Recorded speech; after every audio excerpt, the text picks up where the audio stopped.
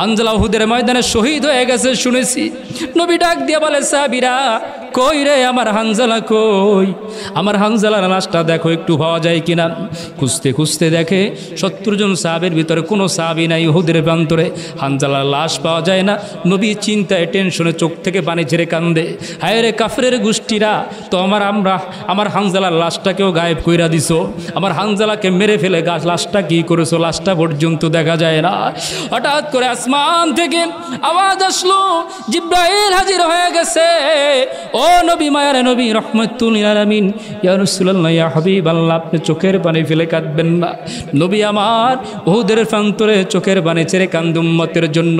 নিজে অসুস্থ, দন্ত মোবারক শহীদ হয়ে গেছে। ইসলামের সব থেকে হৃদয় বিদারক যুদ্ধটাই হলো উহুদের যুদ্ধ। নবীর দন্ত শহীদ হয়ে গেছে, রক্ত পড়তেছে দাঁত থেকে। নবীজির মাথা মোবারকে লোহার কড়া ঢুকে গেছে, একটা দুইটা নয়, 2 সাইড থেকে লোহার কড়া ঢুকে গেছে। মাথা থেকে গড়ায়া গড়ায়া রক্ত পড়তেছে। নবী আমার শহীদ হয়ে উহুদের ময়দানে পড়ে রয়েছে। হুশ আসার পরে নবীজি হানজালার লাশ যখন খুঁজে পায় না, হযরতে জিব্রাইল ডেকে বললেন, ইয়া রাসূলুল্লাহ, ইয়া হাবিবাল্লাহ, তাকে দেখেন আসমানের ভিতরে আপনার সাহাবী হানজালার লাশ আল্লাহ হাউজে কাউসারের পানি দিয়া গোসল করাইতেছে। আল্লাহর হাবিব উপরে আসমানের দিকে চেহারা মোবারক উঠাইয়া নবী আমার দেখতেছে আল্লাহর অসংখ্য ফেরেশতারা হানজালার লাশটাকে গোসল করাইতেছে। নবী আমার চেহারা মোবারকের ভিতরে এবার হাসি ফিরে আসছে। ডাক দিয়ে বলে, রে হানজালার স্ত্রী, কেঁদো না, চোখের পানি বন্ধ করো, তোমার স্বামীর লাশ পাওয়া গেছে।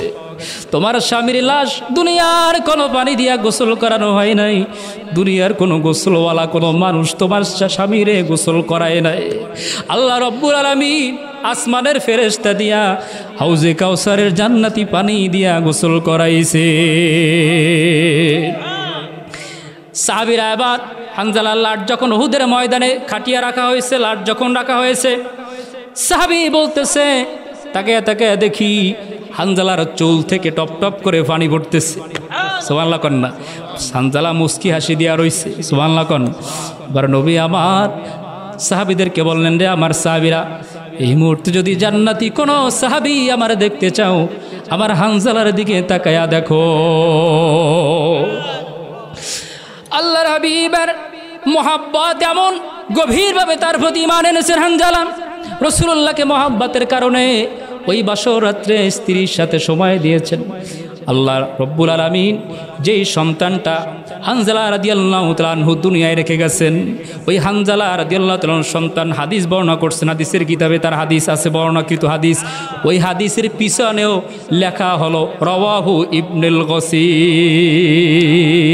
শুধু বাবার নামের পিছনে আল্লাহ গসিল লাগায় নাই, নবীজি গসিল লাগায় নাই। মুহাদ্দিসিনে কেরামগণ এতই সম্মানিত করেছেন, আল্লাহ দুনিয়ায় তাকে এত সম্মান দিয়েছেন, নবীর প্রতি মহব্বতের কারণে এত সম্মান দিয়েছেন যে তার সন্তানের নামের পিছনেও মুহাদ্দিসে কেরাম হাদিস বর্ণনা করেছেন রাওয়াহু ইবনুল গসিল, অর্থাৎ এই হাদিস বর্ণনা করেছেন গসিলুল মালাইকা, হযরত হানজালার সন্তান। বিসমিল্লাহির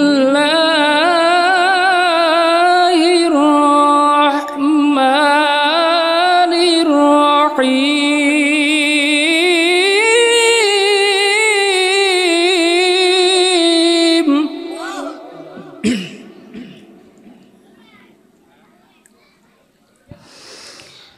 لقد جاءكم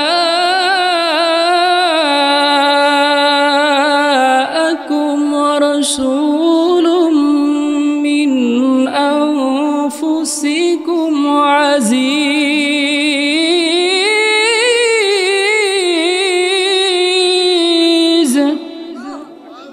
عزيز عليه ما عنتم حريص عليكم بالمؤمنين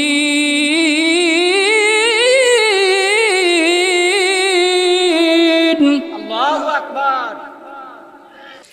عزيز عليه ما عنتم حريص عليكم بالمؤمنين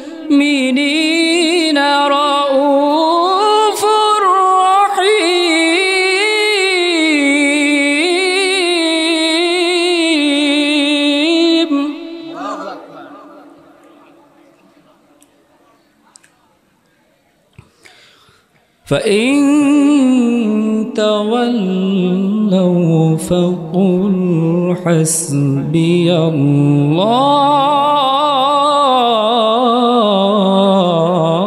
الله فإن تولوا فقل حسبي الله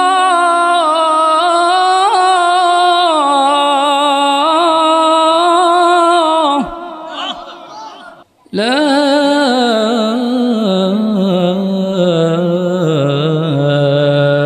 إله إلا هو لا إله إلا هو عليه توكلت وهو رب العرش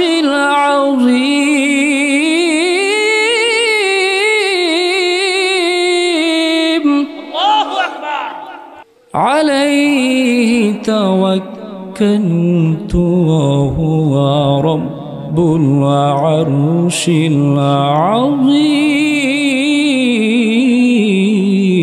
العظيم صدق الله العظيم وصدق رسوله النبي الحبيب الكريم পাইলে নিরালায় গো নবী পাইলে নিরালায় পাইলে নিরালায় গো নবী পাইলে নিরালায় তোমার দুই চরণে চুমু খাবো দুই কদমে চুমু খাবো চরণ ধুলি মাখবো গায়ে পাইলে নিরালায় গো নবী পাইলে নিরালায় পাইলে নিরালায় গো নবী পাইলে নিরালায় দয়াল নবী কত দূরে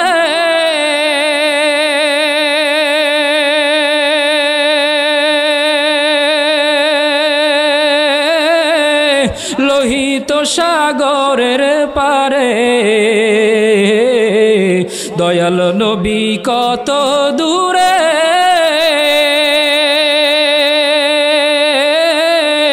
লোহিত সাগরের তীরে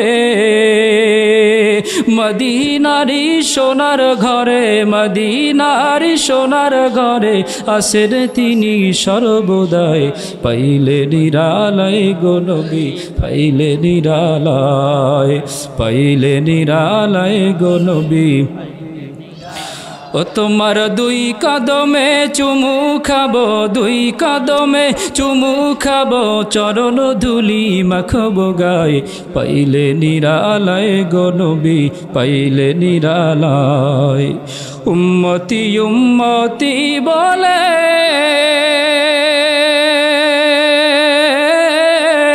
ওরে কাঁদলেন নবী জীবন ভরে উম্মতি উম্মতি বলে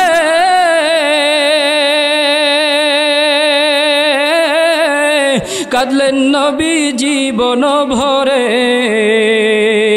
এখনো কান্দেন নবী এখনো কান্দেন নবী পাপী উম্মতের মায়ায় পাইলে নিরালায় গো নবী পাইলে নিরালায় পাইলে নিরালায় গো নবী ও তোমার দুই কদমে চুমু খাবো দুই কদমে চুমু খাবো চরণ ধুলি মাখবো গায়ে পাইলে নিরালায় গো নবী পাইলে নিরালায় পাইলে নিরালায় গো নবী পাইলে নিরালায় গুনাহগার উম্মতের কাছে নবী আপনি জানের জান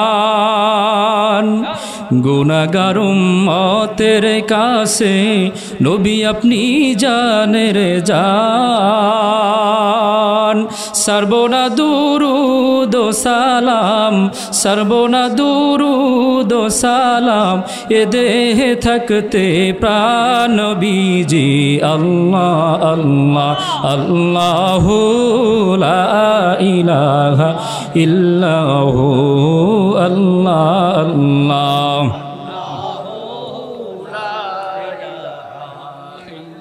কুরাইশ বংশ সেরা বংশ উঁচু তার স্থান কুরাইশ বংশ সেরা বংশ উঁচু তার স্থান ওরে তাহার মাঝে সেরা আবার তাহার মাঝে সেরা আবার হাশেমি খানদান নবীজি আল্লাহ আল্লাহ আল্লাহু লা ইলাহা ইল্লাহু আল্লাহ আল্লাহ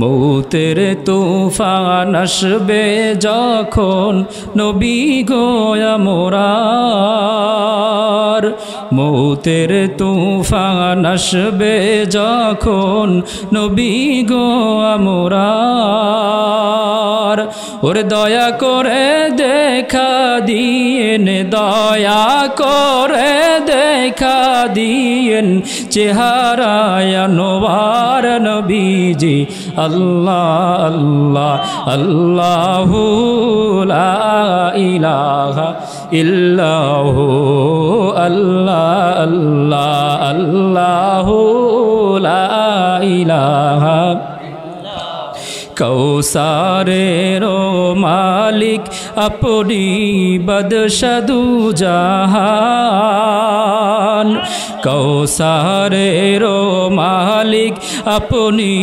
বদশদু জাহান ওরে রোজ হাসরে উম্মতেরে রোজ হাসরে উম্মতেরে পিলাইবেন কৌসার নবীজি আল্লাহ আল্লাহ আল্লাহু লা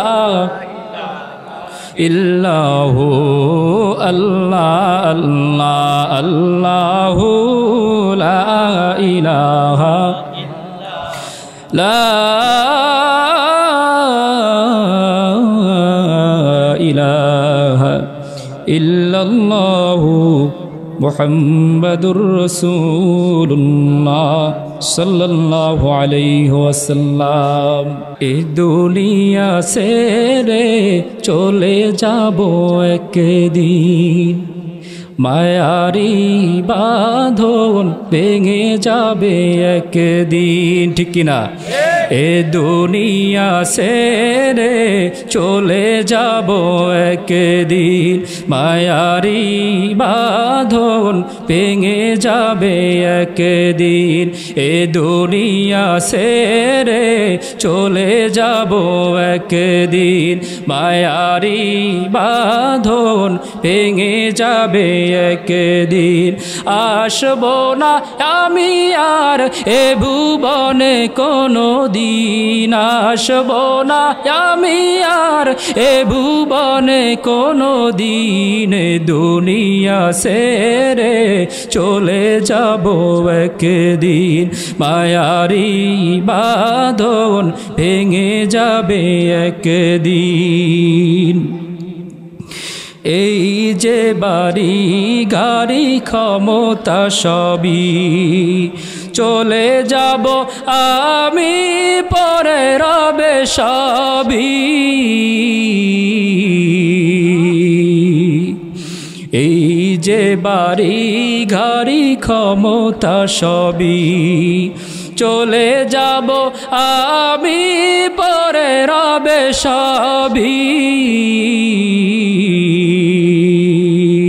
দুনিয়ার মায়া সেরে চলে যাব একদিন দুনিয়ার মায়া সেরে চলে যাব একদিন দুনিয়া সেরে চলে যাব একদিন মায়ারি বাঁধন ভেঙে যাবে একদিন মায়ারি বাঁধন ভেঙে যাবে একদিন অবশেষে পরপারে দিতে হবে পারি অবশেষে পরপারে দিতে হবে পারি আধার কবরে রব আমি একাকী।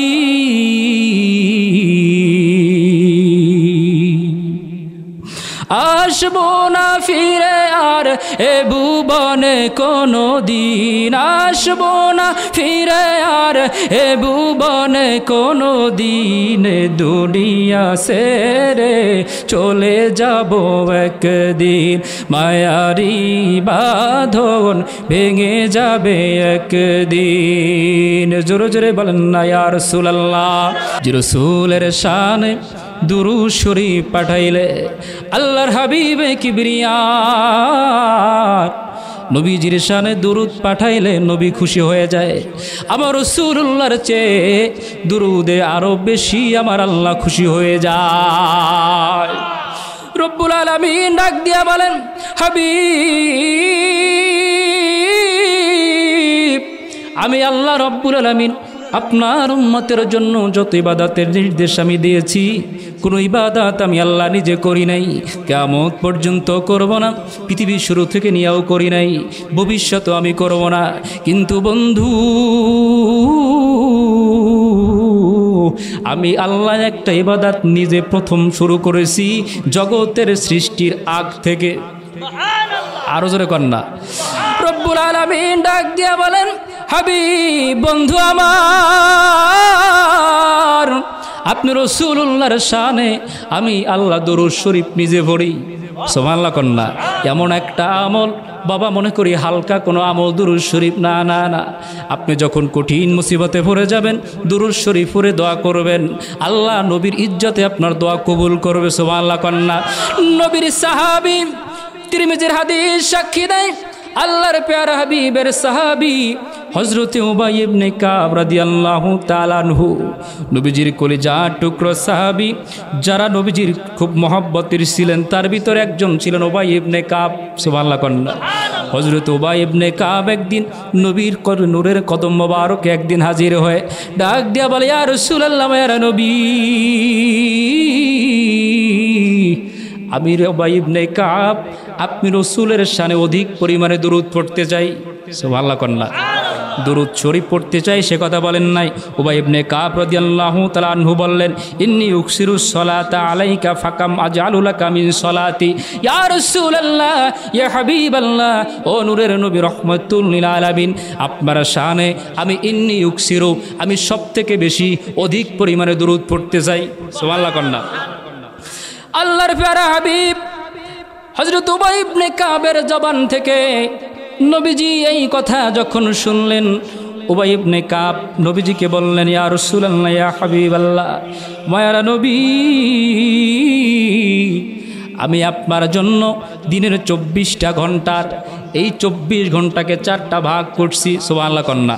4 ভাগ করে আমি 1 ভাগ আপনার জন্য বরাদ্দ দিয়ে দিছি, অর্থাৎ 24 ঘন্টা 1 ভাগ শুধু আপনার জন্যই আমি দরুদ পড়তে চাই। নবী গো, আপনি কি খুশি হয়েছেন? আমি অনেক দরুদ পড়ি আপনার জন্য, এর থেকে বেশি আমার পড়তে হবে কিনা নবী গো আপনি যদি একটু বলে দিতেন। আমার নবী বললেন, আরে উবাই ইবনে কাব, ফা ইন জিত্তা ফাহুয়া খায়রুল লাক। সুবহানাল্লাহ কন্যা। তুমি বলেছো 24 ঘন্টায় দিনে তুমি 4 ভাগ করে 1 ভাগ আমার জন্য শুধু দুরুদের আমল করবে। আমি রাসূল তোমার জন্য বলে দিলাম, ফা ইন জিত্তা ফাহুয়া খায়রুল লাক, যদি এর থেকে বেশি তুমি বাড়াইয়া পড়তে পারো, ফাহুয়া খায়রুল লাক, তোমার জন্যই তা ভালো। উবাই ইবনে কাব, তোমার জন্যই তা উত্তম, তোমারই লাভ আছে। যত বেশি পরিমাণ দুরূদ পড়বে তোমারই লাভ আছে। উবাই ইবনে কাব বললেন, ইয়া রাসূলুল্লাহ ইয়া হাবিবাল্লাহ, ও মায়ার নবী, দয়ার নবী, তাহলে এবার শুনে নেন, আমি 24টা ঘন্টার অর্ধেক সময় শুধু আপনার জন্য দুরূদই পড়মু।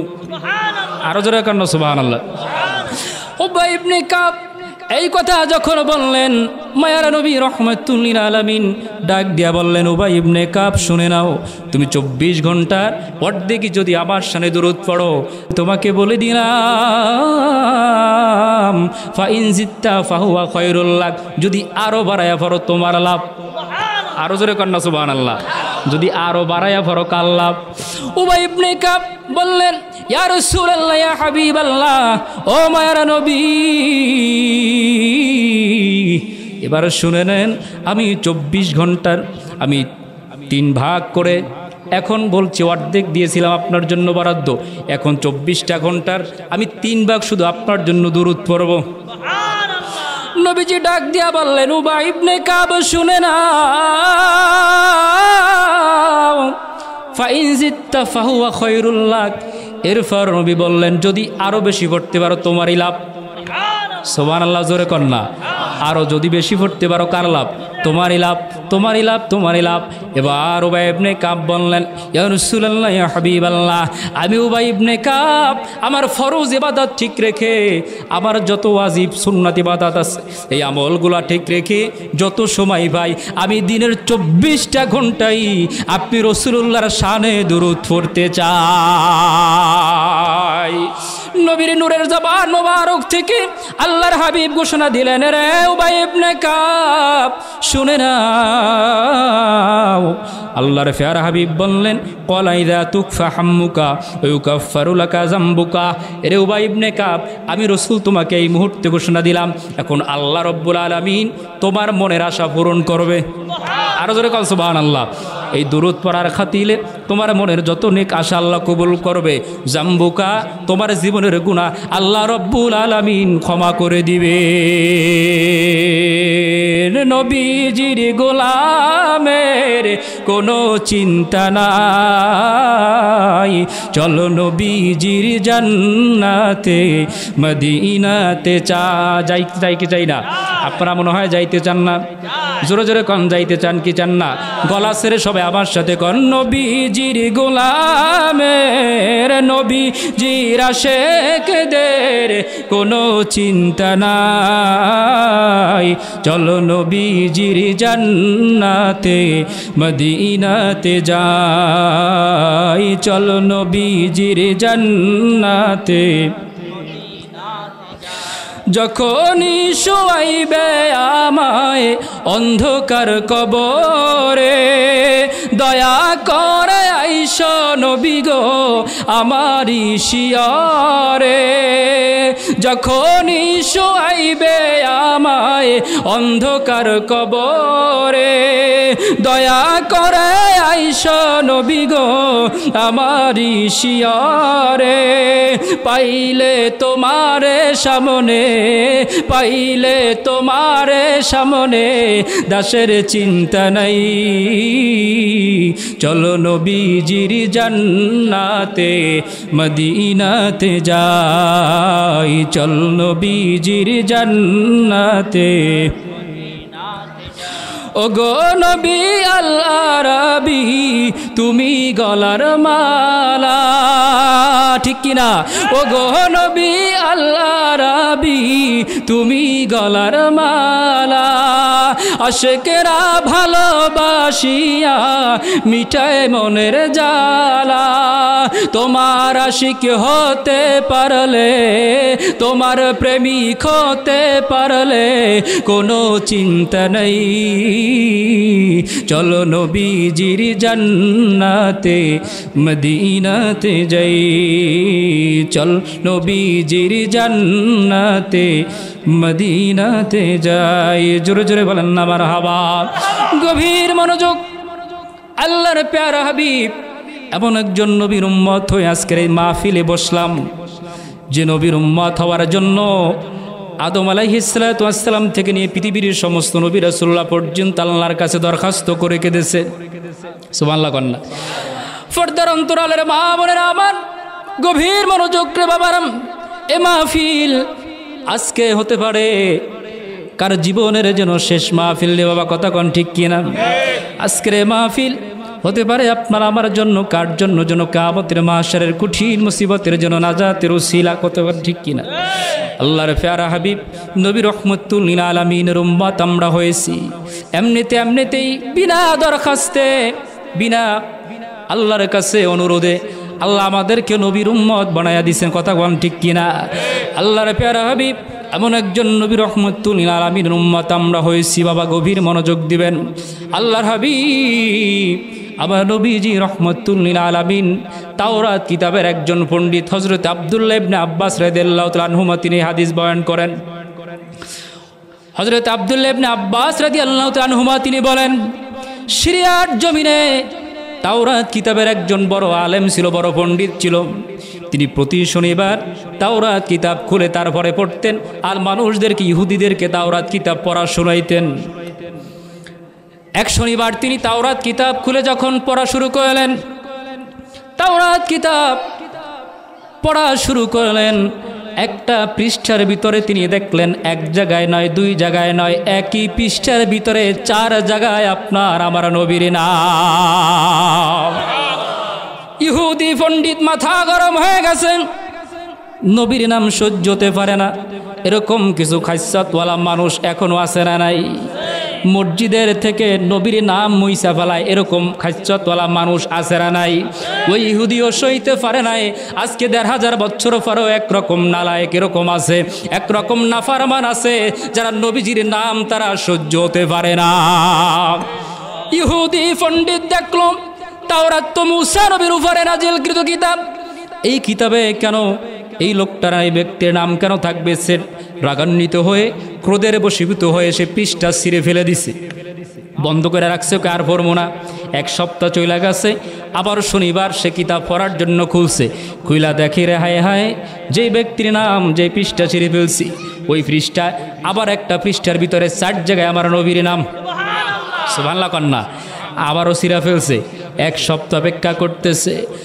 1 সপ্তাহ অপেক্ষা করার পর 1 সপ্তাহ যখন হয়ে যায়, ওই তাওরাত কিতাবের পাদ্রী দেখতে পায় আবার শনিবার, 3য় দিনের দিন যখন, 3য় শনিবার, ওই পাদ্রী যখন আবার তাওরাত কিতাব তেলাওয়াত করতে যায়, আবার তাকে দেখে 1 পৃষ্ঠার ভিতরে আবার নবীর নাম আগে ছিল 4 জায়গায়, এরপর বাড়তে বাড়তে এখন দেখে 12 জায়গায়।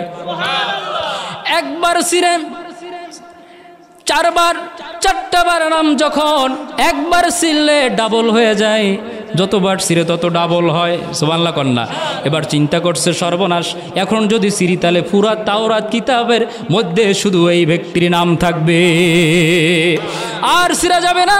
রওনা দিছে, তার বড় আলেম তার উস্তাদের কাছে চলে যায়, খবরদার আমি তো একটা কাজ করে ফেলছি। বলে কি কাজ? বলে ওস্তাদজি আপনি তো বর্তমান পৃথিবীতে সব থেকে তাওরাত কিতাবের বড় পণ্ডিত। বলে কি জন্য আসছো? বলে এই ব্যক্তিটাকে। বলে ব্যক্তির নাম কি? কয় মুহাম্মদ সুবহানাল্লাহ কান্না সাল্লাল্লাহু আলাইহি ওয়াসাল্লাম। কয় এই ব্যক্তি কি চিনেননি? কয় লোকটা বেশি সুবিধার না, নাউজুবিল্লাহ কোন। কয় তোমার কোনো টেনশন নাই, এই লোকটা ব্যাপারে তুমি চিন্তা করো না, তার সাথে তোমার কোনো দেখা হবে না, লোকটা বেশি সুবিধার না।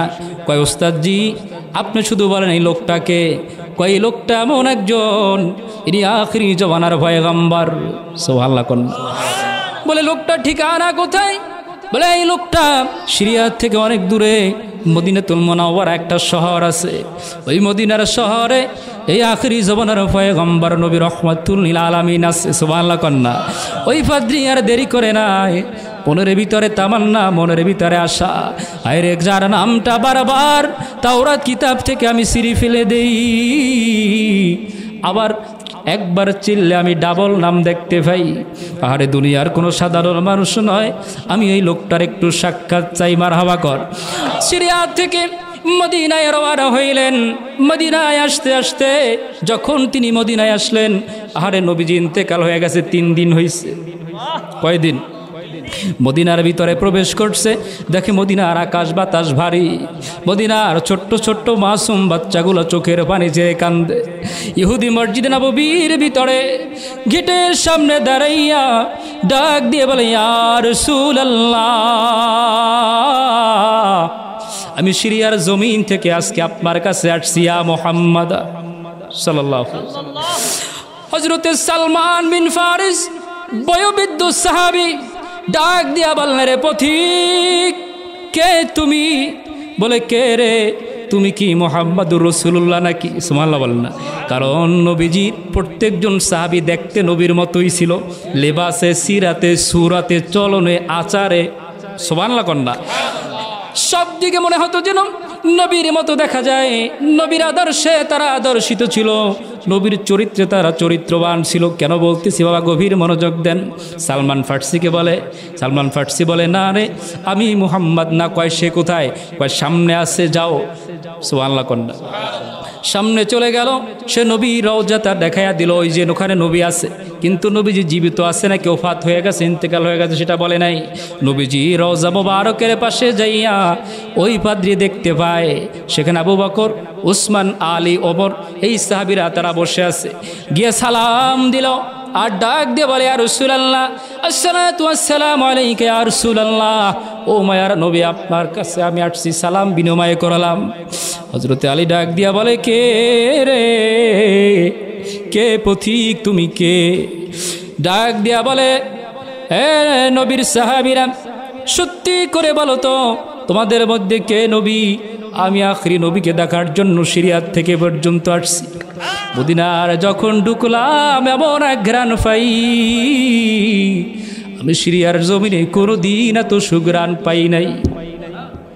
হযরতে আলী চোখের পানি ছেড়ে দিয়ে কান্দায়, পথিক আজকে 3 দিন হয়ে গেছে আমাদের নবী দুনিয়া থেকে পর্দা নিয়ে দেখো রওজা মোবারকে শায়িত আছে। মদিনার আকাশ বাকাশ কান্দে,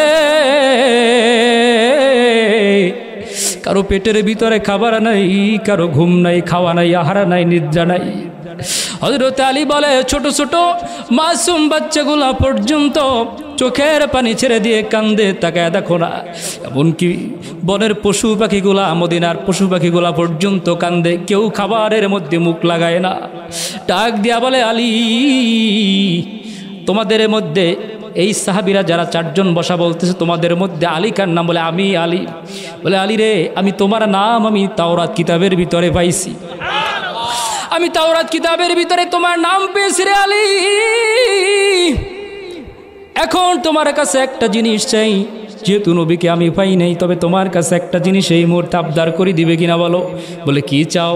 বলে, এই মুহূর্তে তোমার কাছে নবীর একটা জুব্বা আমি চাই। আরো জোরে কান্না সুবহানাল্লাহ। আমি নবী দেখি নাই,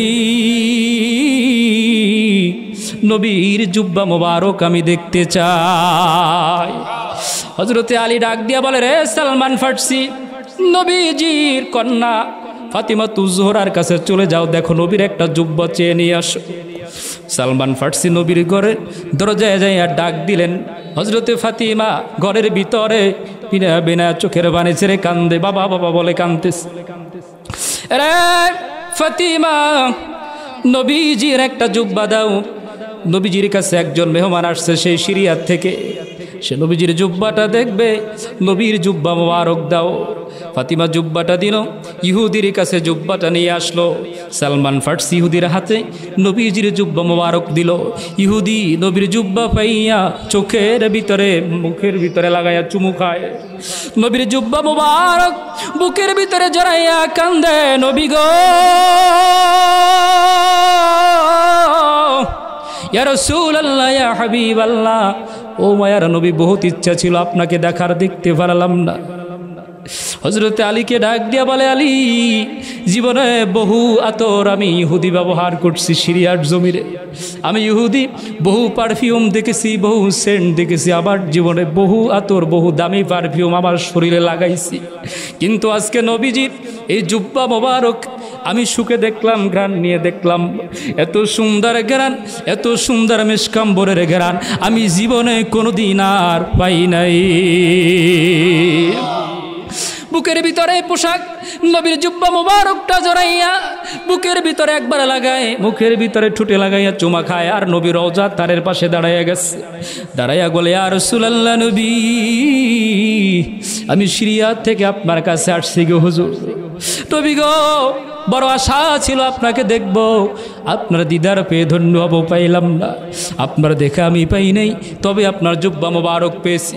আশা ছিল আপনার হাতে হাত দিয়ে আমি কালেমা পড়ে মুসলমান হব, কিন্তু আমি সে সুযোগ পেলাম না। তবে আপনার রওজা তার সামনে নিয়া আল্লাহকে সাক্ষী রেখে আমি আপনার রওজা তারের কিনারায় দাঁড়াইয়া পড়লাম, লা ইলাহা ইল্লাল্লাহু মুহাম্মাদুর হাদিস সাক্ষী দেয় ফাখররা মাইয়াতান, যখন এই কথা বললেন, হে আল্লাহ তুমি সাক্ষী থাকো আমি মুসলমান হয়ে গেলাম, সুবহানাল্লাহ বলেন না। যখন এই কথা বলল আর আল্লাহকে ডেকে বলল, আল্লাহ এই মুহূর্তে আমি ইসলাম গ্রহণ করে মুসলমান হয়েছি, এই মুহূর্তে আপনি আমাকে মৃত্যু দিয়ে দেন, এই মুহূর্তে নবীজির রওজা তারের পাশে আমার মৃত্যু দিয়ে দেন। নবীজির কাছে বসে যখন এই দোয়া করলেন, হাদিস সাক্ষী দেয় ফাখররা মাইয়াতান, সাথে সাথে আল্লাহ তাকে মৃত্যু দান করলো, সে ইন্তেকাল করলো, সুবহানাল্লাহ কন্যা, সাথে সাথে ইন্তেকাল করলো। দেখেন নবীর দুশ্মনী করে এরপরও দুনিয়ার থেকে আল্লাহ হেদায়েত লিখছে, ঈমান গ্রহণ করে দুনিয়ার থেকে নবীর রওজা থারে তারা জান কবজ আজরাইল করেছে। নবীর চরণেতে সারা জীবন আমি থাকবো, চাই কি চাই না? দুরূদ ও সালামে নবীজিকে, দুরূদ ও সালামে নবীজিকে আমরা খুশি করব, নবীর চরণেতে সারা জীবন, আরো জোরে কর, নবীর চরণেতে সারা জীবন আমি থাকব। আল্লাহর প্যারা হাবিব, দু জাহানের বাদশা নবী, শফিউল মুজনবিন নবী রহমতুল লিল আলামিন আমার মদিনাতুল মুনাওয়ারায় বসে, জিন্দা নবী, হায়াতুন নবী, উম্মতের কান্ডারি নবী, কথা বলেন ঠিক কিনা? আল্লাহর প্যারা হাবিব জিন্দা মদিনাতুল মুনাওয়ারায় বিশ্রাম নিচ্ছেন। নবীজি যদি চায় আপনাকে আমাকে দিদার দিতে পারে, কথা কন, পারে কি পারে না? পারে না? এই বিশ্বাস আমাদের আছে না নাই? আরো জোরে বলেন, আছে না নাই? বাবারা আমার, আজকের এই মাহফিল সাজানোর উদ্দেশ্যটা কি? কেন আজকে মাহফিল সাজাইলো বাবারা আমার? রব্বুল আলামিন কোরআনুল কারীমের মধ্যে আয়াতে কারিমা নাজিল করে বান্দাকে জানায়া দেয়, আল্লাহর হাবিবকে জানায়া দেয়, হাবিব আপনি ঘোষণা দিয়ে দেন, আপনার উম্মতদেরকে আপনি জানায়া দেন, বিসমিল্লাহির রাহমানির রহিম।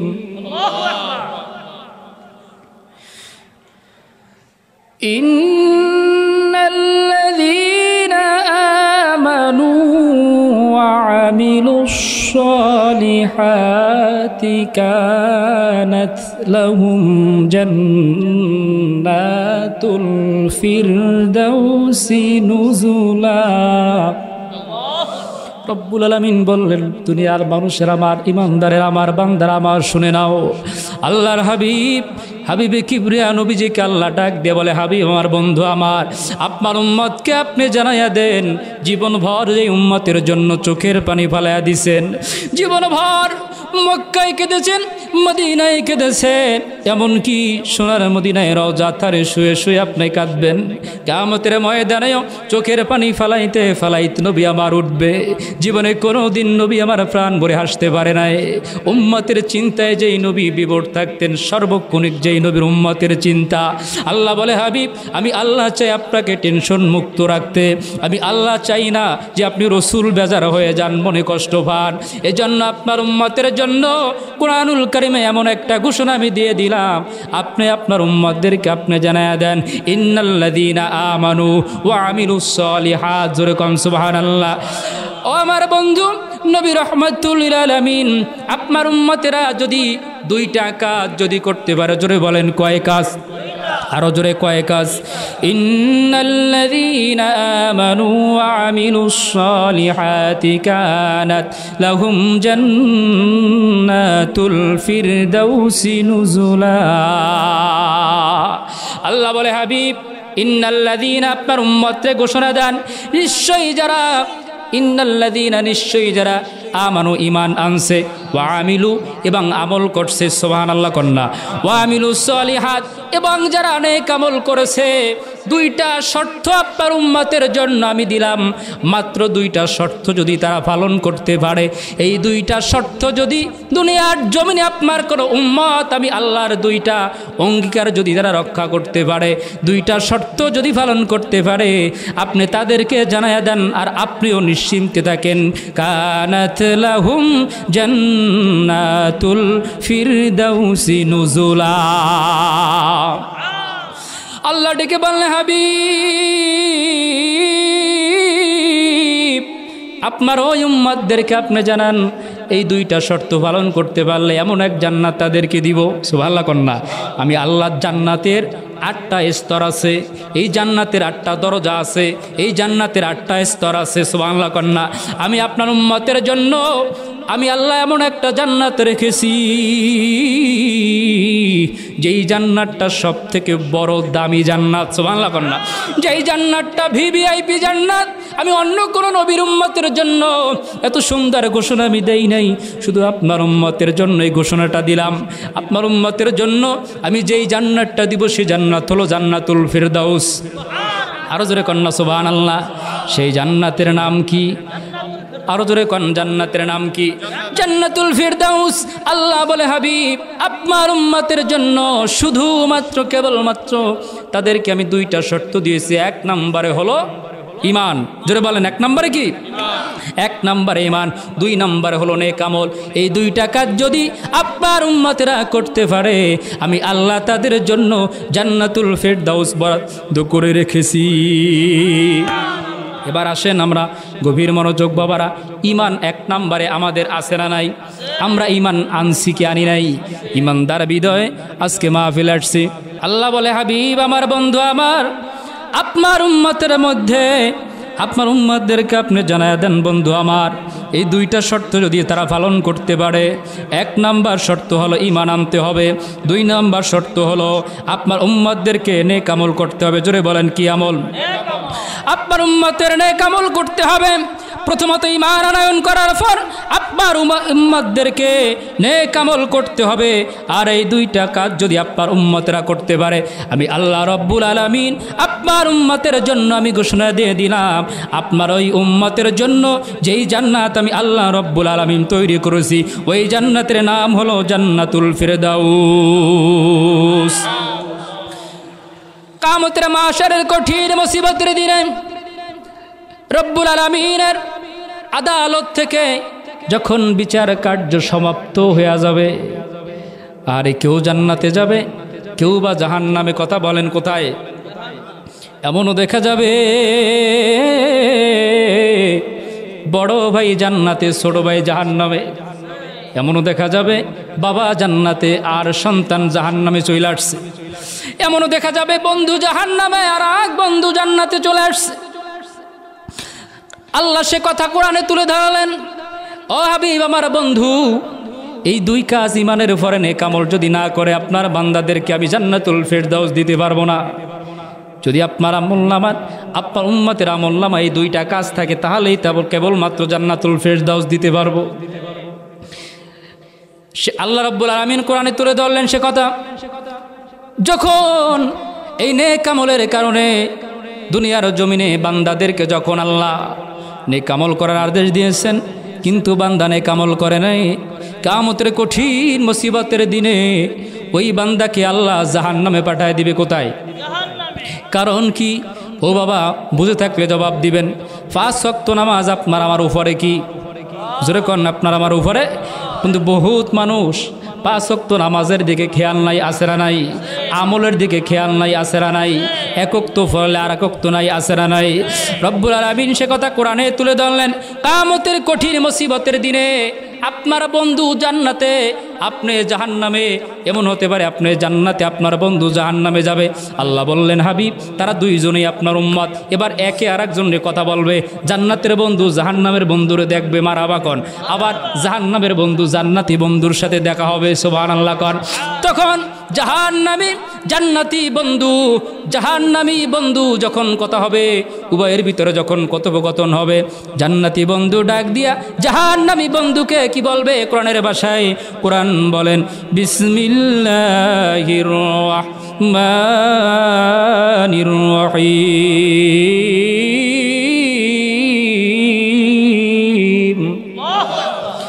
মা সালাকাকুম ফি সাকার, সুবহানাল্লাহ। ক্বালু লাম নাকু মিনাল মুসাল্লিন।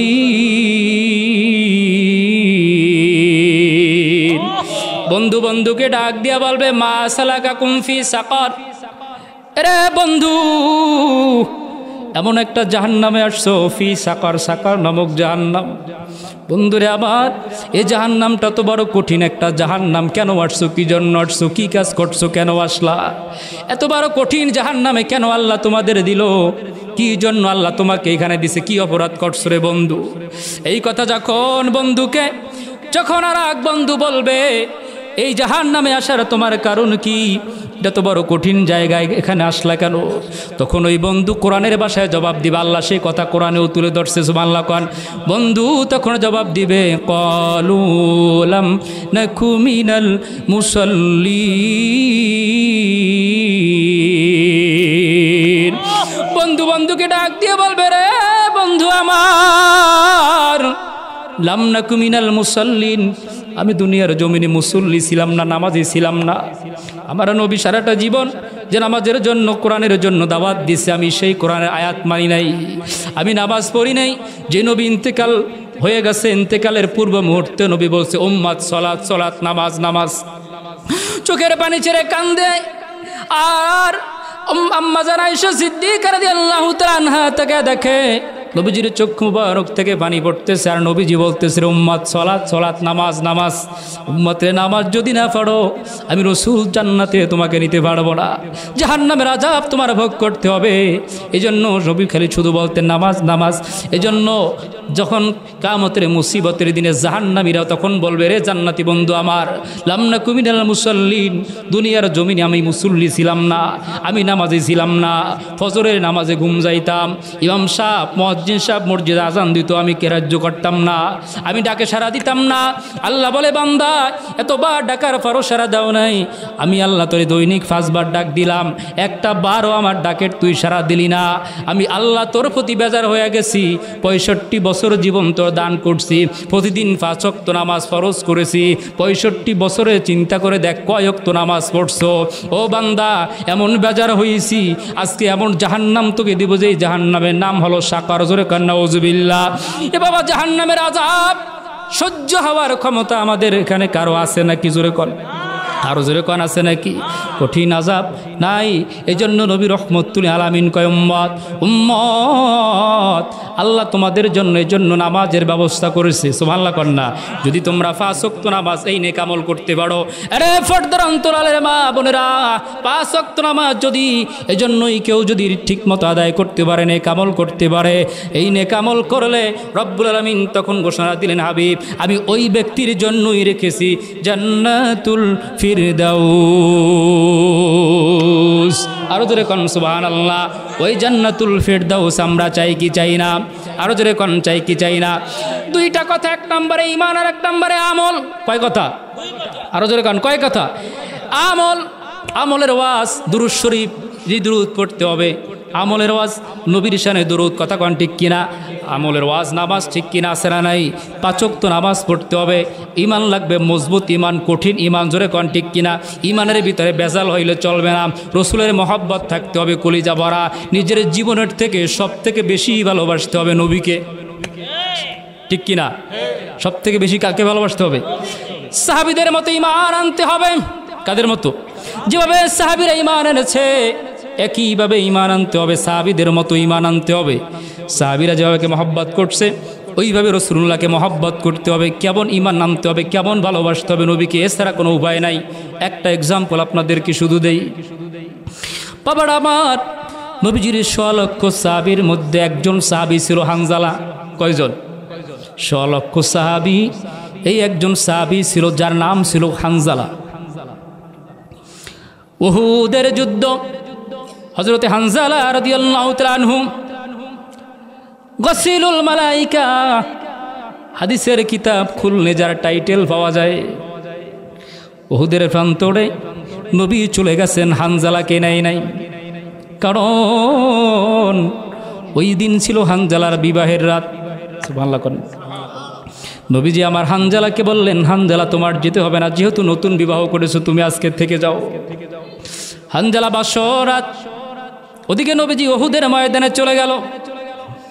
বাসর রাত্রে নতুন বিবাহ করে সদ্য বিবাহিত হানজালা নবীর সাহাবী বাসর ঘর থেকে বের হয়েছে, আর কে যেন হানজালার বাড়ির দরজা থেকে যায় আর বলে, রে নবীর সাহাবীরা শুনছো নি, মদিনাবাসীরা কেউ আসনি, উহুদের ময়দানে নবী আমার শহীদ হয়ে গেছে। নবী আমার উহুদের ময়দানে শহীদ, কেউ আসনি? উহুদের ময়দানে যাওয়ার মতো কেউ কি আসো? আবার নবী উহুদের প্রান্তরে শহীদ হয়ে গেছে। এই কথা যখন হানজালার কানের ভিতরে আসলো, হানজালা তার বিবিকে ডাক দিয়া বলে, বিবি, ও বিবিরে আমার, তোমার সাথে আমার শেষবারের মতো দেখা। আমি শুনেছি কে যেন বলে যায় উহুদের ময়দানে নবী আমার শহীদ হয়ে গেছে, আমার যেতে হবে। বলে, আপনাকে তো নবী আজকে ছুটি দিয়েছে, যুদ্ধে যেতে হবে না, নবী আমাকে আপনাকে রুখসেত দিয়েছে, আজকে প্রথম বিবাহ করলেন আপনি গোসল করবেন, এই জন্য ঘর থেকে বের হলেন, আবারও ফিরে আসলেন, কারণ কি? বলে, আমি কার জন্য আজকে এই মদিনায় থাকবো, আমাকে ওই উহুদের প্রান্তরে যেতে হবে, বিদায় দাও, উহুদের প্রান্তরে যাব। বলে, স্বামী শেষবারের মতো একটু দাঁড়ান, আপনাকে আমি একটু দেখি। স্ত্রীকে ডাক দিয়া বলে, স্ত্রী আর দাঁড়ানোর সময় নাই, নূরের নবী উহুদের প্রান্তরে চলে গেছে। আমি শুনেছি নবী নাকি শহীদ হয়ে গেছে, যদি নবী শহীদ হয়ে যায় আমি হানজালা কার জন্য মদিনায় বেঁচে থাকবো? আমি বিবাহ করেছি কার জন্য? এ জীবন রেখে লাভ নাই। আমি উহুদের ময়দানে রওনা হইলাম, তরবারি হাতে নিয়ে হানজালা রওনা হয়েছে, উহুদের ময়দানে দৌড়াইতেছে, দৌড়াইয়া কাফেরদেরকে কচুকাটা করতেছে, তরবারি চালাইতেছে সামনে, তরবারি ঘুরায়। হঠাৎ করে হানজালাকে এক কাফের নির্মমভাবে আঘাত করে উহুদের প্রান্তরে শহীদ করে দিছে। একজন দুইজন নয়, 70 জন সাহাবী উহুদের ময়দানে শহীদ হয়ে গেছে। নবীজির চক্ষু মুবারক থেকে পানি ঝরে, নবীজি আমার কান্দে, রে সাহাবীরা আমার 70 জন সাহাবী আজকে উহুদের ময়দানে শহীদ হয়ে গেছে। সাহাবীরা আমার শুনে নাও, তোমরা যারা জীবিত আছো, আমার একজন সাহাবীকেও তোমরা উহুদের ময়দান থেকে নিয়ে গোসল করাইবা না, আমার কোনো সাহাবীকে তোমরা গোসল করাইবা না, কাফন ভরাইবা না। যেই রক্তমাখা পোশাকে তারা শহীদ হয়ে গেছে, ওই পোশাকই তাদের কাফন দাফনের ব্যবস্থা করে দাও। কিয়ামতের মাহশরের কঠিন মুসিবতের দিনে এই রক্তমাখা জামা নিয়ে আমার সাহাবীরা আল্লাহর আদালতে দাঁড়াইয়া যাবে। আরে অবস্থা দেখিয়া আমার গুনাহগার পাপী তাপী উম্মতদেরকে আল্লাহ ক্ষমা করে দিবে। হঠাৎ করে একজন মহিলা বোরকা পরিহিত পিছন থেকে ডাক দিয়া বলে, ইয়া রাসূলুল্লাহ, নবীজি কারো লাশ আপনি গোসল করাইবেন না। ঠিক আছে গো নবী, কিন্তু আজকে উহুদের ময়দানে এমন একজন ব্যক্তি আছে, তাকে আজকে লাশ গোসল করাইতে হবে। বলে, লোকটাকে? বলে, তার নাম হলো হানজালা। আমি হানজালার স্ত্রী, যেই হানজালা বিবাহ করছে একদিন, আজকে ওই হানজালার লাশ আজকে গোসল করাইতে হবে। হানজালা উহুদের ময়দানে শহীদ হয়ে গেছে শুনেছি। নবী ডাক দিয়ে বলে, সাহাবীরা কই রে আমার হানজালা কই? আমার হানজালার লাশটা দেখো একটু পাওয়া যায় কিনা। খুঁজতে খুঁজতে দেখে 70 জন সাহাবের ভিতরে কোনো সাহাবী নাই উহুদের প্রান্তরে, হানজালার লাশ পাওয়া যায় না। নবী চিন্তায় টেনশনে চোখ থেকে পানি ঝেড়ে কান্দে, হায় রে কাফেরের গোষ্ঠীরা, তো আমার হানজালার লাশটাকেও গায়েব কইরা দিছো, আমার হানজালাকে মেরে ফেলে লাশটা কি করেছো, লাশটা পর্যন্ত দেখা যায় না। হঠাৎ করে আসমান থেকে আওয়াজ আসলো, জিব্রাইল হাজির হয়ে গেছে। ও ও নবী, মায়ার নবী, রহমাতুল লিল আলামিন, ইয়া রাসূলুল্লাহ, ইয়া হাবিবাল্লাহ, আপনি চোখের পানি ফেলে কাঁদবেন না। নবী আমার উহুদের প্রান্তরে চোখের পানি ছেড়ে কান্দে উম্মতের জন্য। নিজে অসুস্থ, দন্ত মোবারক শহীদ হয়ে গেছে। ইসলামের সব থেকে হৃদয় বিদারক যুদ্ধটাই হলো উহুদের যুদ্ধ। নবীর দন্ত শহীদ হয়ে গেছে, রক্ত পড়তেছে দাঁত থেকে। নবীজির মাথা মোবারকে লোহার কড়া ঢুকে গেছে, একটা দুইটা নয়, দুই সাইড থেকে লোহার কড়া ঢুকে গেছে। মাথা থেকে গড়ায়া গড়ায়া রক্ত পড়তেছে। নবী আমার শহীদ হয়ে উহুদের ময়দানে পড়ে রয়েছে। হুশ আসার পরে নবীজি হানজালার লাশ যখন খুঁজে পায় না, হযরতে জিবরাইল ডেকে বললেন, ইয়া রাসূলুল্লাহ, ইয়া হাবিবাল্লাহ, তাকে দেখেন আসমানের ভিতরে আপনার সাহাবী হানজালার লাশ আল্লাহ হাউজে কাউসারের পানি দিয়া গোসল করাইতেছে। আল্লাহু আকবার, নারে রিসালাত, ইয়া রাসূলুল্লাহ। বাবার আমার আল্লাহর হাবিব উপরে আসমানের দিকে চেহারা মোবারক উঠাইয়া নবী আমার দেখতেছে আল্লাহর অসংখ্য ফেরেশতারা হানজালার লাশটাকে গোসল করাইতেছে। নবী আমার চেহারা মোবারকের ভিতরে এবার হাসি ফিরে আসছে। ডাক দিয়ে বলে, রে হানজালার স্ত্রী, কেঁদো না, চোখের পানি বন্ধ করো, তোমার স্বামীর লাশ পাওয়া গেছে। তোমার স্বামীর লাশ দুনিয়ার কোনো পানি দিয়া গোসল করানো হয় নাই, দুনিয়ার কোনো গোসলওয়ালা কোনো মানুষ তোমার স্বামীরে গোসল করায় নাই। আল্লাহ রব্বুল আলামিন আসমানের ফেরেশতা দিয়া হাউজে কাউসারের জান্নাতি পানি দিয়া গোসল করাইছে। সাহাবীরা এবার হানজালার লাশ যখন উহুদের ময়দানে খাটিয়া রাখা হয়েছে, লাশ যখন রাখা হয়েছে, সাহাবী বলতেছে, তাকে তাকে দেখি হানজালার চুল থেকে টপ টপ করে পানি পড়তেছে। সুবহানাল্লাহ কন না, হানজালা মুস্কি হাসি দিয়া রইছে। সুবহানাল্লাহ কন। এবার নবী আমার সাহাবীদেরকে বললেন, রে আমার সাহাবীরা, এই মুহূর্তে যদি জান্নাতি কোনো সাহাবী আমার দেখতে চাও, আমার হানজালার দিকে তাকায়া দেখো। আল্লাহর হাবিবের মোহাব্বত এমন গভীরভাবে তার প্রতি ঈমান এনেছেন হানজালা। রাসূলুল্লাহকে মোহাব্বতের কারণে ওই বাসর রাত্রে স্ত্রীর সাথে সময় দিয়েছেন। আল্লাহ রব্বুল আলামিন যেই সন্তানটা হানজালা রাদিয়াল্লাহু তাআলা আনহু দুনিয়ায় রেখে গেছেন, ওই হানজালা রাদিয়াল্লাহু তাআলা সন্তান হাদিস বর্ণনা করছেন, হাদিসের কিতাবে তার হাদিস আছে, বর্ণনাকৃত হাদিস। ওই হাদিসের পিছনেও লেখা হলো রাওয়াহু ইবনুল গসিল। শুধু বাবার নামের পিছনে আল্লাহ গসিল লাগাই নাই, নবীজি গসিল লাগাই নাই। মুহাদ্দিসিনে কেরামগণ এতই সম্মানিত করেছেন, আল্লাহ দুনিয়ায় তাকে এত সম্মান দিয়েছেন, নবীর প্রতি মহব্বতের কারণে এত সম্মান দিয়েছেন যে তার সন্তানের নামের পিছনেও মুহাদ্দিসে কেরাম হাদিস বর্ণনা করেছেন রাওয়াহু ইবনুল গসিল, অর্থাৎ হাদিস বর্ণনা করেছেন গসিলুল মালাইকা, হযরত হানজালার সন্তান। আর জোরে কন্না সুবহানাল্লাহ। গভীর মনোযোগ। তাহলে ওই নবীর মতো, ওই রাসূলের সাহাবীদের মতো এরকম মজবুতওয়ালা ঈমানের দরকার আছে না নাই? আরো জোরে বলেন, দরকার আছে না নাই? নবীর তরিকা মানব, নবীর দেখানো পথ মত মানব। আমার রাসূলের আদর্শ যদি কি আমার পীরের মধ্যে থাকে, আমি আমার পীরকে মানব। কথা কন, আমার পীর যতক্ষণ পর্যন্ত আমার রসুলের মহাব্বত আমার পীরের ভিতরে যদি দেখি আছে, যদি দেখি আমার পীর আমার রসুলকে নিজের জীবনের থেকে বেশি ভালোবাসে, যদি দেখি আমার পীরের প্রত্যেকটা কাজ আমার পীরের নবীর মতোই, আমার পীরের প্রত্যেকটা কাজ যদি আমার রসুলের সুন্নাত অনুযায়ী হয়, আমি ততক্ষণ পর্যন্ত আমার পীরকে মানি। আর যদি দেখি আমার পীর আমার রসুলকে মানে না, আমার পীর রসুলের হাদিস মানে না, আমার পীর রসুলের সুন্নাত মানে না, আমিও ওই মুহূর্ত থেকে আমিও আমার পীরকে মানি না। আমার পীরকে মানবো যতক্ষণ আমার পীর নবী মানে। কথা কয় না? এবার আমি আমার নেতাকেও মানবো যতক্ষণ আমার নেতা আমার নবীকে মানে। কথা কয় না? যদি নেতা আমার নবীকে গালি দেয়, আমি নেতাকে মানি। যদি আমার নেতা রসুলুল্লাহকে গালি দেয়, সাহাবায়ে কেরামদেরকে গালি দেয়, যদি বলে আমরা নবী গুনাহ করছে, আমরা ওই নেতাকে মানি। আরো জোরে বলেন, ওই নেতাকে মানি। ওই নেতাকে আমরা মানি না। আমার পীরও ভুল করতে পারে, নেতাও ভুল করতে পারে, আমার পীর সাহেব গুনাহ করতে পারে, আমার নেতাও গুনাহ করতে পারে, কিন্তু নবী আমার গুনাহ করতে পারে না। কথা কন ঠিক কিনা? নবী আমার বেগুনাহ, নবী আমার মাসুম, নবী আমার নিষ্পাপ, যার জীবনে আগে পরে কোনো গুনাহ নাই। ভাইয়েরা আমার, গভীর মনোযোগ। এজন্য ঈমান মজবুত করতে হবে। এমন কোনো মানুষের সাথে, এমন কোনো পীরের সাথে, এমন কোনো নেতার সাথে সম্পর্ক করা যাবে না যার সাথে নবীর সম্পর্ক নাই, যার সাথে নবীর সম্পর্ক ভালো না, যার নবীর ব্যাপারে আকীদা ভালো না, যার নবীর ব্যাপারে ধারণা ভালো না। কথা বলেন ঠিক কি না?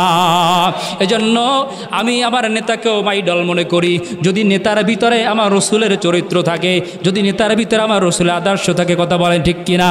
আল্লাহর হাবিব বললেন, উম্মত দুইটা কাজ, একটা হলো নেক আমল, প্রথম নম্বরে ঈমান, দ্বিতীয় নম্বরে আমল। মনে আছে আপনাদের? কয় কাজ? যেরকম কয় কাজ? এই দুইটা কাজ করবা। আর তোমাদেরকে বলে দেই, দুনিয়ায় চলতে ফিরতে উঠতে বসতে চরিত্র দরকার আছে না নাই? যেরকম চরিত্র দরকার আছে না নাই? এবার চরিত্র হবে কার? কথা কন না। চরিত্র কার? রসুলের চরিত্র। আর এ জীবনের থেকেও বেশি ভালো নেতাকে বাসি। এমন নেতার চরিত্র, এমন নেতার পিছনে ঘুরি যেই নেতার ডাইনাতে বিড়ি, বামাতে বিড়ি। কথা কন ঠিক কিনা? এরপর কানের উপরে বিড়ি। ফজরের নামাজে তো নেতার খবর নাই, রাত 2টায় ঘুমায়, 1টায় উড়ে আসে না নাই। কথা কইলে আশপাশে আধা কিলোতে বসা যায় না, বিড়ির গন্ধে আসে না নাই। কথা কয় না। নবী বলে, উম্মত, আল্লাহ ঘোষণা দিয়েছে, হাবিব আব্বার উম্মতদেরকে আপনি জানায় দেন, আব্বার উম্মত যদি এই দুইটা আমলের পাশাপাশি তাদের চরিত্রটা যদি আপনার চরিত্র করতে পারে, সুবহানাল্লাহ কোন, ওয়া ইন্নাকা লাআলা খুলুকিন আযীম।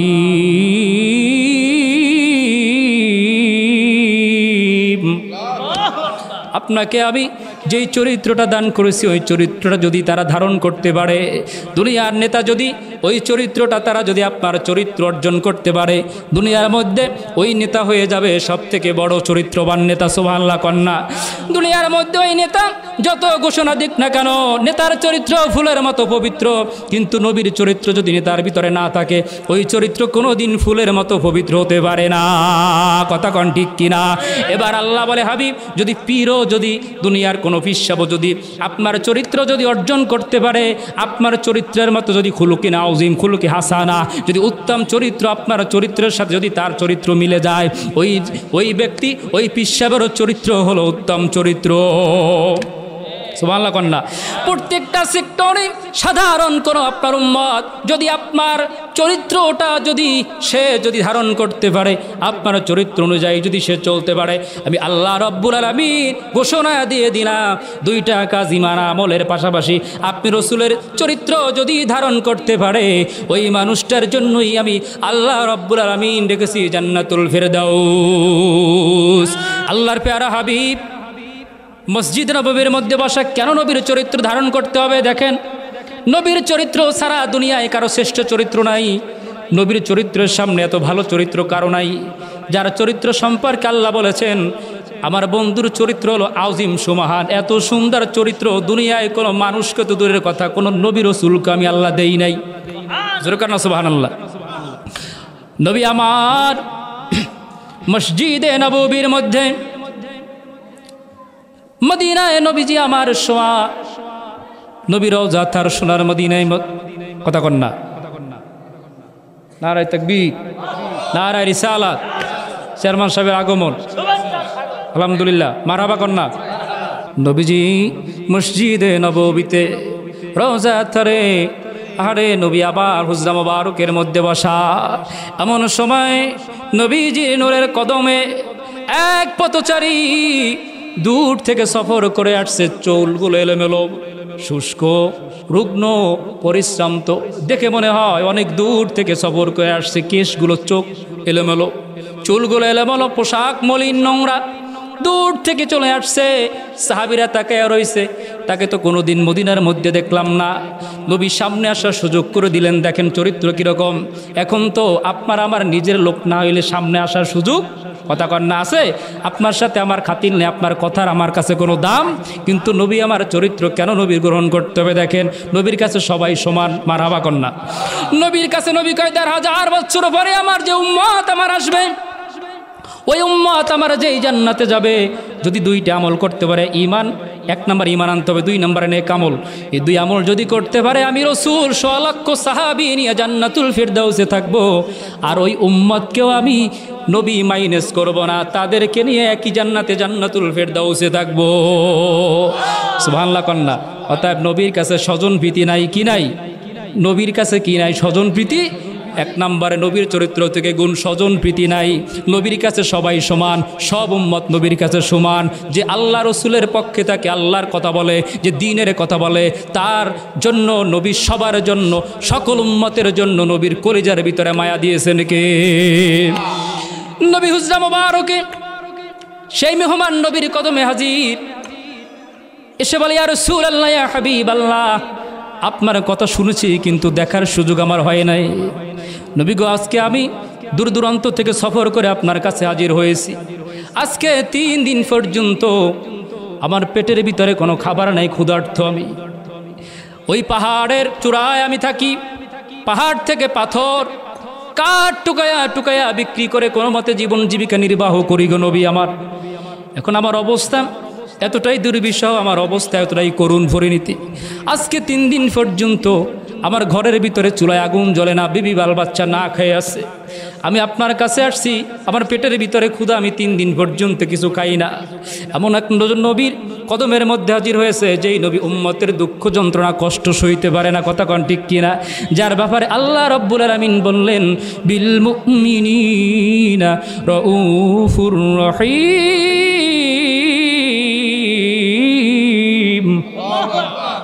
নবী রহমাতুল্লিল আলামিনের কদমের ভিতরে হাজির হয়ে গেছে। নবীজি বললেন, এরে পথিক মেহমান, তুমি একটু বসো, আমি একটু আমার ঘরের ভিতরে যাই। নবীজি আমার ঘরের ভিতরে হুজরা মুবারকের ভিতরে গিয়ে স্ত্রীকে আম্মা জান আয়েশা সিদ্দিকা রাদিয়াল্লাহু তাআলা আনহাকে জিজ্ঞেস করলেন, রে আয়েশা, আয়েশা, আমার ঘরের ভিতরে কোনো খাবার আছে কিনা? সুবহানাল্লাহ কন্যা, কি আছে কিনা? খাবার আছে কিনা? কোনো খাদ্য ঘরের ভিতরে আছে কিনা? আয়েশা সিদ্দিকা বললেন, ইয়া রাসূলুল্লাহ, ইয়া হাবিবাল্লাহ নবী, আপনি তো আমার থেকে ভালো জানেন, আপনি ঘরের পরিচালক, আপনি আমার থেকে ভালো খবর জানেন। আজকে 1 নয় 2 নয় 7 দিন পর্যন্ত আপনি রাসূলুল্লাহর ঘরে কোনো খাবার নাই। কয়দিন? 7 দিন পর্যন্ত খাবার নাই। কোনো গল্প বলি নাই। বুখারী শরীফের ভিতরে হাদিস খানা আসছে, হযরতে আবু হুরায়রা রাদিয়াল্লাহু তাআলা আনহু হাদিস বর্ণনা করেছেন, 4899 নম্বর হাদিস সহিহ বুখারীর ভিতরে হাদিস আসছে। আল্লাহর প্যারা হাবিব মনটা বেজার হয়ে গেছে, মনটা খারাপ হয়ে গেছে, চেহারা মোবারক মলিন। নবীজি আবার মসজিদে নববীর ভিতরে চলে আসলেন, ডাক দিয়ে বলে, সাহাবীরা, আমার কাছে মেহমান আসছে অনেক দূর থেকে সফর করে, আমার ঘরের ভিতরে খাবার নাই। দুজাহানের বাদশা নবী, মদিনার প্রেসিডেন্ট, এর কাছে মেহমান আসছে আর ঘরে খাবার নাই। একটু চিন্তা করেন, দিলের কানটা লাগা শুনুন দে বাবা। নবী আমার ডাক দিয়ে বলে, সাহাবীরা, আমার মেহমান আমার কাছে আসছে, আল্লাহর পক্ষ থেকে মেহমান আসছে। এখানে এমন কি কেউ আছো যে আমার মেহমানকে নিয়ে আপ্যায়ন করাবা? সুবহানাল্লাহ কন্যা। সাথে সাথে একজন সাহাবী দাঁড়ায় গেলেন, ইয়া রাসূলুল্লাহ, ইয়া হাবিবাল্লাহ, আপনার মেহমানকে আমার কাছে দিয়ে দেন, আমি মেহমানকে আপ্যায়ন করব। মেহমানকে আমার কাছে দিয়ে দেন, আমি মেহমানকে নিয়ে যাই।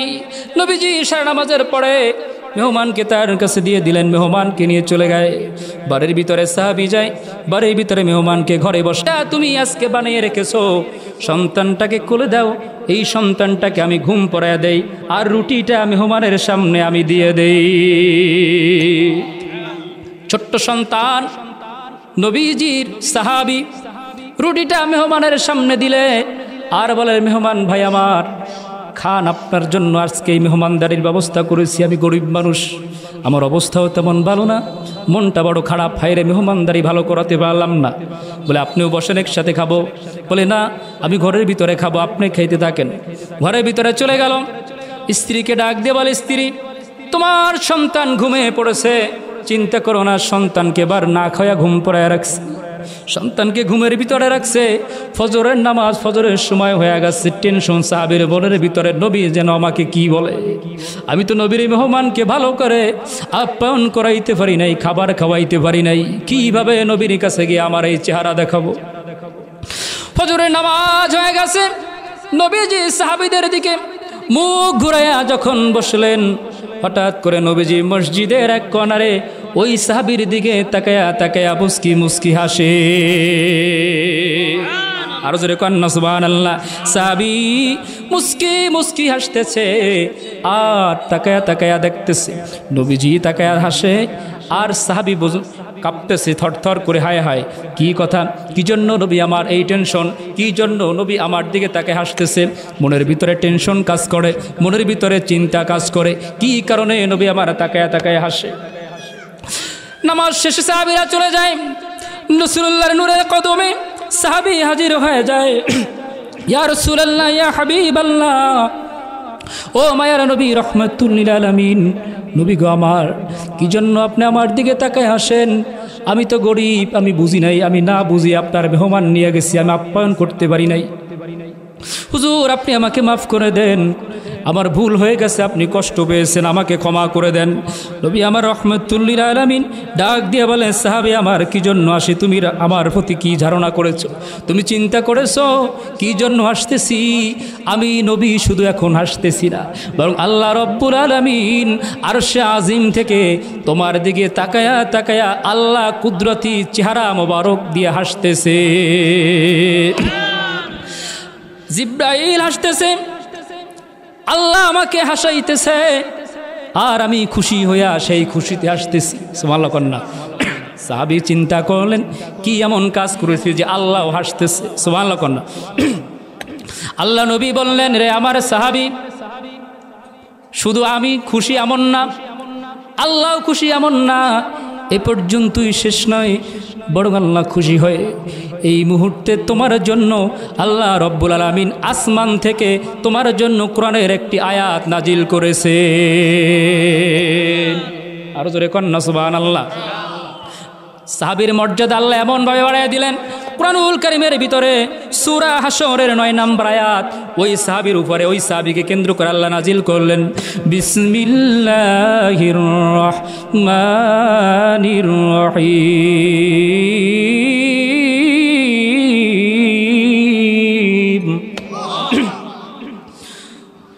ওয়ায়ুথিরুনা আলা أنفسهم ولو كان بهم خصاصة ومن يوق شح نفسه فأولئك هم المفلحون।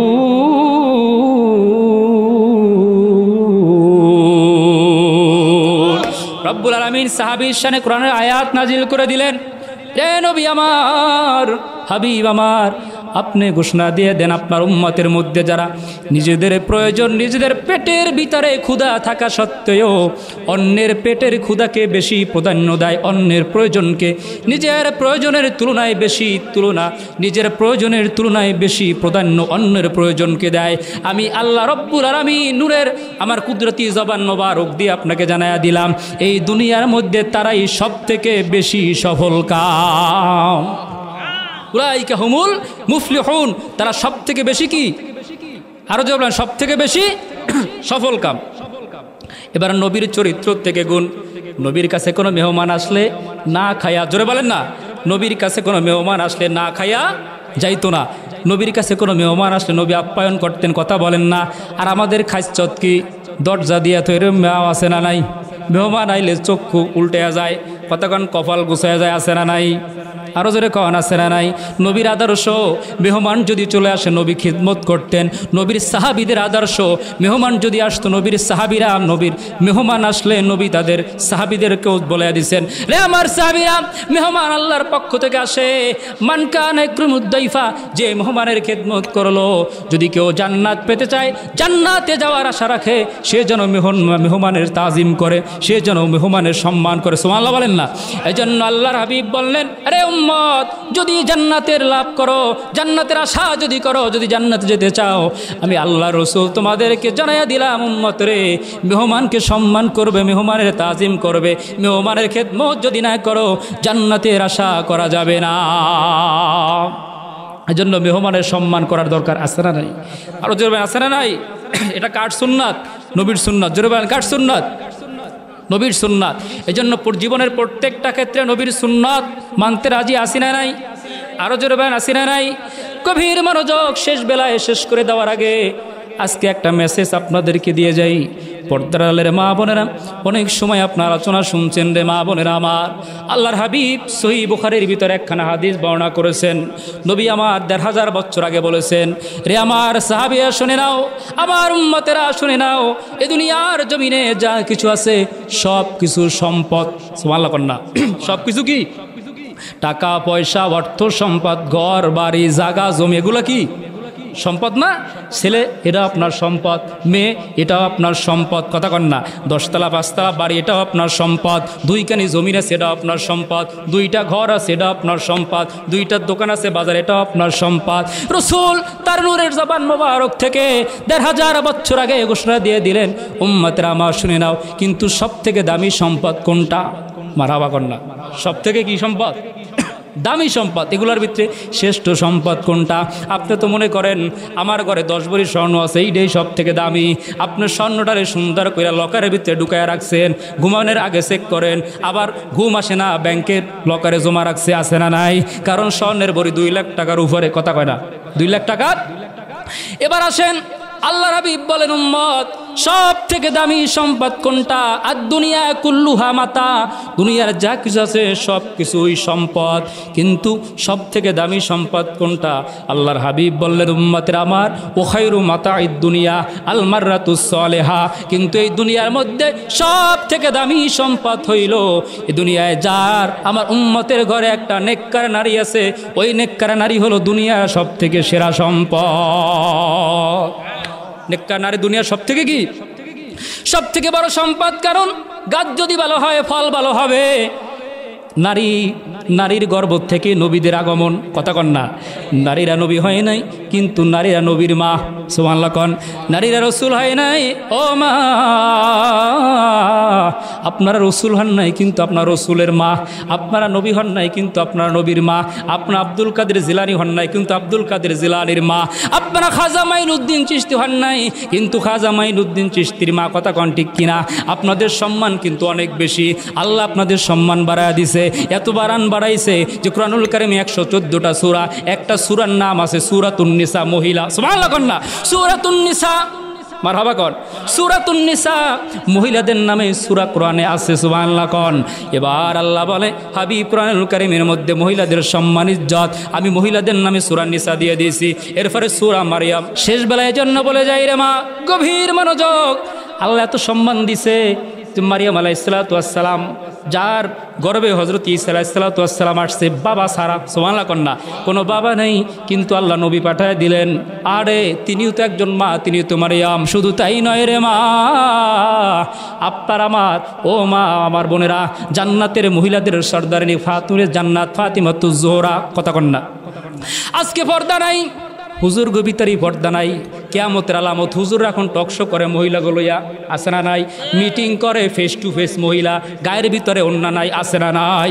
আল্লাহর কসম খেয়ে বলি, আল্লাহর কসম খেয়ে বলি, যদি কেউ পর্দার মতো ফরজ বিধানকে আমার আপনার মতো হুজুরও যদি দেখেন বিদ্যাঙ্গুলি দেখায়, আল্লাহর কসম তার পিছনে নামাজ পড়াও যায় যে নাই। কথা কয় না? কথা কয় না? পর্দার মতো ফরজ ইবাদত আলেমরা আজকে পর্দা জবাই করে দিচ্ছে। আলেমরা এক টেবিলে বসে মহিলাদের সাথে বিয়ার খানা খায়, আছে না নাই? কতক্ষণ আছে না নাই? আবার টেলিভিশনে টকশো করে, হুজুরে কত সুন্দর, আরে বাবারে অমুক দলের বড় নেতা। কতক্ষণ আছে না নাই? অমুক দলের বড় নেতা, অমুক দলের বড় পিসাব গেছে কই টেলিভিশনে, সামনে কে বেগানা মহিলা, আছে না নাই? আরো জোর আছে না নাই?